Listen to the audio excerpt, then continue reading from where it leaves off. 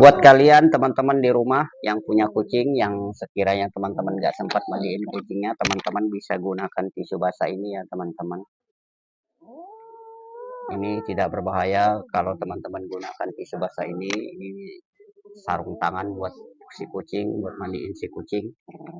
Dan ketika teman-teman punya kucing, di saat teman-teman membersihkan kucing menggunakan sarung tangan ini, ketika kucing-kucing menjilat, itu tidak berbahaya teman-teman.